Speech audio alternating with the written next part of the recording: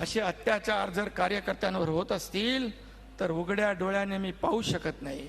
मी त्यांच्या मांडीला मांडी लावून सरकारमध्ये बसू शकत नाही, मी त्या कॅबिनेट मध्ये नाही बसू शकत त्यांच्या बरोबर।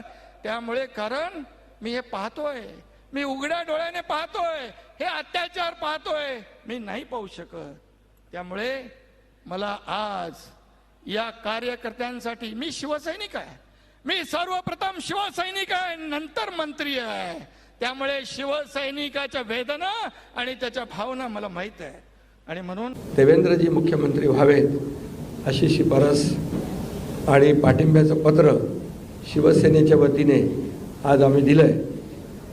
आणि यापूर्वीच तुमच्या पत्रकार परिषदेमध्ये शिवसेनेचा पाठिंबा आणि पूर्ण समर्थन भारतीय जनता पक्षाच्या उमेदवारांना, देवेंद्रजींना आम्ही देऊन टाकला होता।